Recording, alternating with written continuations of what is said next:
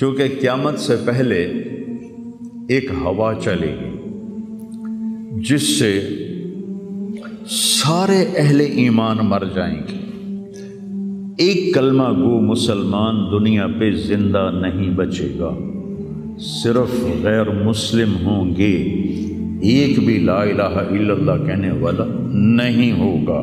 اور قیامت سے 30 سال پہلے، قیامت سے 30 سال پہلے بچے پیدا ہونے بند ہو جائیں گے کہ کسی بچے پر قیامت نہیں آئے گی۔ یوم تذہل کل مرضعۃ عما ارضعت، وہ ہولناکی بتانے کے لیے تشبیہ ہے، وہ یہ نہیں کہ ایسا ہو رہا ہوگا، کیونکہ بچہ تو کافر کا بھی ہو وہ معصوم ہے، مسلمان کا بھی ہو تو وہ معصوم ہے، اس لیے آپ نے کہا کہ سارے جو نابالغ مرتے ہیں وہ جس مذہب کے بھی ہیں سب جنت میں جائیں گے، چونکہ ان پر تو بھی شریعت لاگو ہی نہیں ہوئی ہے، اور سارے بچے حضرت ابراہیم علیہ السلام کے پاس چلے جاتے ہیں۔ تو حدیث پاک میں آتا ہے جتنے اہل ایمان کے بچے بالغ ہونے سے پہلے، پیدا ہونے سے لے کر 15 سال سے پہلے تک جو فوت ہو جاتے ہیں، سب حضرت ابراہیم علیہ السلام کے پاس ہوتے ہیں، ساری نسل ابراہیم علیہ السلام کے پاس، اور وہ ان کے باپ ہوتے ہیں، اور ان کے ساتھ وہ اپنی وہاں کی جنت کے مزے لیتے ہیں، پتہ نہیں کیا لیتے ہیں، میں تو کوئی نہیں پتہ، بس آپ نے اپنے بیٹے کے بارے میں فرمایا، حضرت ابراہیم رضی اللہ تعالیٰ عنہ علیہ السلام، چونکہ وہ ابھی ماں کا دودھ پیتے تھے، ان کا انتقال ہو گیا، تو آپ نے فرمایا اللہ تعالیٰ نے جنت میں ایک حور کو مقرر کر دیا ہے ابراہیم کو دودھ پلانے کے لیے، سبحان، اور کسی بچے کے بارے میں ایسی بات نہیں ہے۔ تو ڈران والی گل کوئی نہیں، ساڈو تے قیامت نہیں ہوندی، 30 سال پہلے بچے پیدا ہونے بند ہو جائیں گے، قیامت 30 اور 30 سے اوپر کی عمر کے لوگوں پر ہوگی، اور وہ جانوروں کی طرح ہوں گے، سڑکوں پہ زنا کریں گے، اور ہر انسانی جو اخلاق ہیں ان سے وہ خالی ہو جائیں گے، ان سے وہ خالی ہو جائیں گے۔ یہ امت کے اوپر امتحان ہے۔ ہمارا ایک ساتھی ہے وہاں کینیڈا میں، اس سے مجھے خواب سنایا کہ میں نے دیکھا کہ غزہ کے جتنے شہداء کے بچے ہیں وہ آسمان پہ تیر رہے ہیں، اور اللہ کے نبی ہر آنے والے کا استقبال فرما رہے ہیں۔ تو ہمیں دیکھنے میں تو بڑا ظلم نظر ہے، ظلم ہے بھی صحیح، لیکن ہماری تو موج ہے، تو سارے جنت میں گئے، جتنے بڑے شہید ہوئے وہ بھی جنتی، عورتیں شہید ہوئیں وہ بھی جنتی، مرد شہید ہوئے وہ بھی جنتی، اور بچوں کا تو میں نے کینیڈا میں ایک نوجوان خواب دیکھ رہا ہے، راونڈ کا پڑھا ہوا ہے، عالم ہے، کہ میں نے خواب دیکھا کہ غزہ کے شہداء کے بچے آسمان پر تیر رہے ہیں، اور اللہ کے نبی ہر آنے والے بچے کا استقبال فرما رہے ہیں۔ تو ساڑی تو موج ہو گئی، ہمیں دیکھنے میں موت نظر آتی ہے، حقیقت میں دیکھو ایک ہوتا ہے کامیاب ہونا، اور ایک ہوتا ہے فتح پانا، ایک ہوتا ہے ناکام ہونا، اور ایک ہوتا ہے شکست کھانا۔ یہ دو الگ چیزیں ہیں، کامیابی الگ چیز ہے، فتح الگ چیز ہے، ناکامی الگ چیز ہے، شکست الگ چیز ہے۔ کربلا کے میدان میں سب سے مقدس خون بہایا گیا، سب سے پاکیزہ خون بہایا گیا، اور ان سب کو شکست ہو گئی، اور وہ سارے گردنیں کٹوا کے نیزوں پہ چڑھ گئے، لیکن وہ ناکام نہیں ہیں، وہ کامیاب ہیں۔ انہیں شکست ہوئی ہے، انہیں ناکامی نہیں ہوئی، وہ کامیاب ہیں۔ اور شمر کا لشکر وہ فتح پایا ہے، وہ کامیاب نہیں ہے، انہوں نے فتح پائی، کامیاب نہیں۔ ابن زیاد کی گردن کٹ کے جب لائی گئی مصعب بن عمیر کے سامنے، جیسے حضرت حسین علیہ السلام کی گردن کٹی ہوئی ابن زیاد کے سامنے رکھی گئی تو وہ ایسے منہ پہ چھڑیاں مار کر کہنے لگا میں نے ایسا خوبصورت چہرہ آج تک نہیں دیکھا جو مرنے کے بعد بھی اتنا چمکتا۔ کٹی ہوئی ابن زیاد کے سامنے رکھی گئی تو وہ ایسے منہ پہ چھڑیاں مار کر کہنے لگا میں نے ایسا خوبصورت چہرہ آج تک نہیں دیکھا جو مرنے کے بعد بھی اتنا چمکتا ہوا تر و تازہ ہو۔ تو حضرت ابو برزہ اسلمی رضی اللہ تعالیٰ عنہ نے کھڑے ہو کر روتے ہوئے فرمایا کہ ظالم یہ چھڑی یہاں سے ہٹا لے، میں نے ان ہونٹوں پہ اللہ کے نبی کے ہونٹوں کو لگتے ہوئے دیکھا ہوا۔ تو کہنے لگا تو بوڑھا ہو گیا ورنہ تیرا بھی سر اڑا دیتا میں۔ تو جب اللہ تعالیٰ انتقام لینے پر آئے اور ابن زیاد کو قتل کیا گیا اور اس کی کٹی ہوئی گردن آئی حضرت مصعب بن عمیر کے سامنے، تو ایک دم مجمع میں ہلچل مچی، جاءت جاءت، وہ آیا وہ آیا وہ آیا۔ کیا دیکھا؟ ایک چھوٹا سا سانپ، اتنا انتہائی تیز، وہ تیزی سے آیا اور اس کی ناک میں داخل ہوا اور منہ سے نکل گیا، پھر اس کی ناک میں داخل ہوا اور منہ سے نکل گیا، پھر اس کی ناک میں داخل ہوا، پھر اس کے منہ سے نکل کے پھر غائب ہو گیا۔ تھوڑی دیر کے بعد پھر آواز آئی، جا وہ آیا وہ آیا وہ آیا۔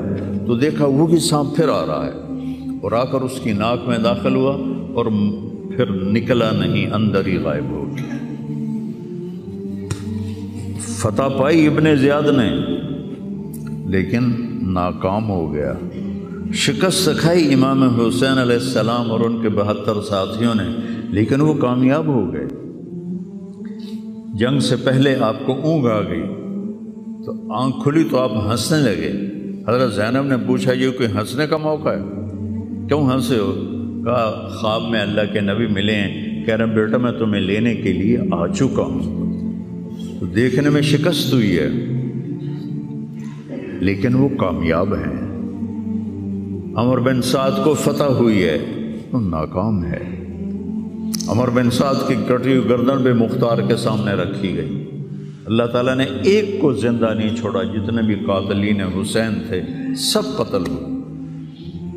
حضرت عثمان کے قاتل سب طبعی موت نہیں مرے، سب ذلت کی موت مرے۔ تو بھائیو یہ امتحان کی جگہ ہے، اللہ اپنے نبی کی امت کے گناہوں کو دھونے کے لیے ایسے حالات لاتا ہے۔ سب آپ نے فرمایا جتنا مجھے ڈرایا گیا اتنا کسی کو نہیں ڈرایا گیا۔ تو میں بتا رہا تھا ارض فلسطین یہ دوسری مسجد جو زمین پہ بنی 40 سال کے بعد، وہ مسجد اقصیٰ ہے۔ 4000 نبیوں کے باپ اور میرے نبی کے دادا ابراہیم علیہ السلام اس سرزمین میں تشریف لائے، وہیں آرام فرما رہے ہیں۔ اسحاق علیہ السلام، یعقوب علیہ السلام، داؤد علیہ السلام، سلیمان علیہ السلام، یحییٰ علیہ السلام، زکریا علیہ السلام، یہ وہ نبی ہیں جن کا قرآن میں ذکر ہے۔ اس کے علاوہ بھی سینکڑوں نبی ہیں جن کے نام نہ تاریخ میں ہیں نہ قرآن میں ہیں، جو اس سرزمین کے اندر ہیں۔ یہ معشر کی سرزمین ہے، یہ نبیوں کی سرزمین ہے۔ میرے نبی نے فرمایا ارض المنشر والمحشر، یہ محشر کی سرزمین ہے اور دوبارہ زمین سے باہر نکلنے کی سرزمین ہے۔ اور پہلا بڑا معرکہ روم اور صحابہ کے درمیان ہوا تھا فلسطین میں، اجنادین کے مقام پر، جو آج رملہ کہلاتا ہے۔ رملہ کے قریب یہ روم کی تعداد 90,000 تھی اور صحابہ کی تعداد 30,000 تھی، اور خالد ابن ولید رضی اللہ تعالیٰ عنہ وہ لشکر کے امیر تھے۔ اس وقت وہ عراق میں تھے۔ جب حضرت ابو بکر صدیق کو پتہ چلا کہ جو 18 دن کا تھا اور ایک راستہ تھا جس سے لوگ آتے جاتے تھے وہ 2 مہینے کا تھا، تو حضرت خالد نے فرمایا میں اس صحرا کو پار کروں گا۔ لوگوں نے کہا ہم بھوک سے مر جائیں گے، پیاس سے مر جائیں گے۔ کہا جس لشکر میں رافع ابن عمیرہ ہو وہ لشکر ہلاک نہیں ہو سکتا۔ آئے عشاق گئے وعدہ فردہ لے کر، اب انہیں ڈھونڈ چراغ رخ زیبا لے کر۔ آئے تھے کچھ لوگ جو اللہ کو راضی کر کے دوستی لگا کے دکھا گئے، کب اپنی آنکھوں سے ڈھونڈ چراغ رخ زیبا، تمہیں نظر کوئی نہیں آئیں گے، مرد نظر آئیں گے، انسان کوئی نہیں نظر آئے گا، عورتیں نظر آئیں گی، انسان کوئی نہیں نظر آئے گا۔ تو فرمایا جس لشکر میں رافع ہو وہ لشکر ہلاک نہیں ہو سکتا۔ انہیں فرمایا ہمارے پاس پانی کا بڑا ذخیرہ ہے، ہم ہلاک نہیں ہوں گے، نہیں، ہمارے پاس رافع ہے، اور وہ شخص ہے کہ جو کہے گا اللہ کرے گا۔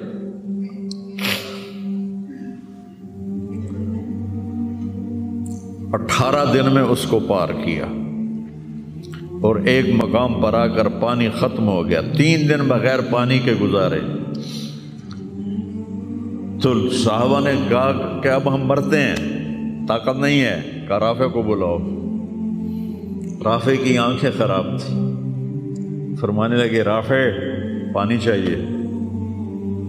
کہنے لگے اچھا مجھے بتاؤ کہاں ہیں ہم، کیونکہ وہ دیکھ نہیں پا رہے تھے۔ تو انہوں نے فرمایا کہ فلاں جگہ۔ اب صحرا میں تو کوئی نشان منزل ہوتا ہی نہیں، تو کوئی انہوں نے جھاڑیاں بتائیں، کہنے لگے کچھ جھاڑیاں دیکھو ایک طرف کٹھی ہوں، کٹھی جھاڑیوں کا کوئی جھنڈ ہو، مجھے بتاؤ ہے؟ انہوں نے کہا ہاں وہ نظر آ رہا ہے، کہ مجھے وہاں لے چلو۔ وہاں لے گئے، ایک جگہ اشارہ کیا کہ یہاں سے زمین کھودو، زمین کھودی تو پانی کا چشمہ نکل کے باہر آ گیا۔ کبھی ہم بھی تم میں بھی چاہ تھی، کبھی ہم بھی تم میں بھی راہ تھی، کبھی ہم بھی تم بھی تھے آشنا، تمہیں یاد ہو کہ نہ یاد ہو۔ اللہ نے تو بے وفائی کی نہیں، ہم نے بے وفائی کی۔ اس کی مدد جو رکی ہوئی، یہ بھی اس کی مدد ہے۔ ہمارا شہید جنت میں جا رہا ہے، اگر زندہ ہے، زخمی ہے، بھوکا ہے، گناہ معاف ہو رہے ہیں۔ جہنم کی آگ سے ایک سوئی کا نکا عام آدمی ویکھ ہی نہیں سکتا، دھاگا نہیں پا سکتا، جن کی نظر کمزور ہوئے، اتنا چھوٹا ہوتا ہے۔ میرے نبی فرمایا، جبریل علیہ السلام نے آ کے عرض کیا یا رسول اللہ، سوئی کے نکے کے برابر اگر جہنم کی دیوار میں سوراخ ہو جائے تو اس میں سے جو آگ کی چنگاری نکلے گی پوری دنیا کو کوئلہ بنا دے گی۔ اس کے سامنے یہ تکلیف تو بڑی تھوڑی ہے، لیکن بات اصل یہ ہے کہ ہم نے اللہ سے دوستی چھوڑ دی۔ یہودیوں کو گالیاں بعد میں دو، پہلے ہم اپنے گریبان۔ تجھے کیوں فکر ہے اے گل دلے صد چاک بلبل کی، تو اپنے پیرہن کے چاک تو پہلے رفو کر لے۔ کتنا جھوٹ بولا جا رہا ہے، کتنے جھوٹے مقدمے ہیں، کتنی والدین کی نافرمانی ہے، کتنے گھریلو ناچاکیاں ہیں، کتنا سود چل رہا ہے، کتنا شراب کے ٹھیکے چل رہے ہیں، کتنے لوگ نمازیں چھوڑ چکے ہیں۔ صرف حکمرانوں کو میں کیا گلا دوں، آج ہم سارے اس حمام میں ننگے ہیں۔ تو یہ اللہ کی رحمت ہے، اگر کسی کو اللہ نے اس امت کو اگر دنیا میں وہ جھٹکے دیتا ہے۔ مجھے ایک آیت بھی یاد آ گئی، دونوں کو حال بتاتا ہوں۔ ایک ہے جنہوں نے اللہ کو نہیں مانا، تو اللہ کہتا ہے ذرہم یأکلوا ویتمتعوا ویلہہم الامل فسوف یعلمون۔ میرے محبوب کرن دے انہوں موج میلہ، 4 دیہڑے ہیں انہوں موج میلہ کرن دے انہوں میرے کو آون دے بوڑ ویکھی میں کی کرنا، ٹھیک ہوگی۔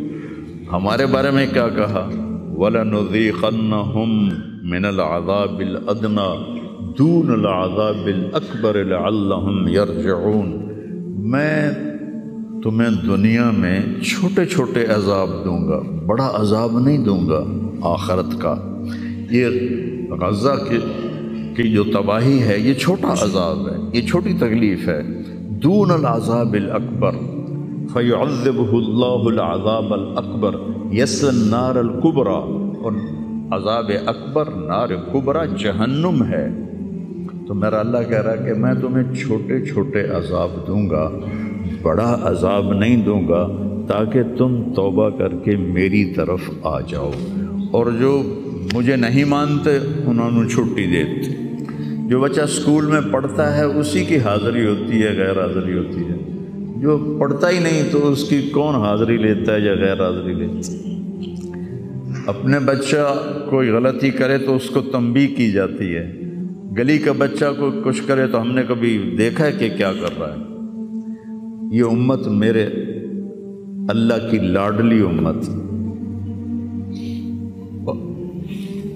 اس وجہ سے نہیں کہ ایسے کوئی بڑے حاجی پارسا ہیں، اپنے حبیب کی وجہ سے، اپنے محبوب کی وجہ سے یہ امت اللہ کی لاڈلی امت ہے۔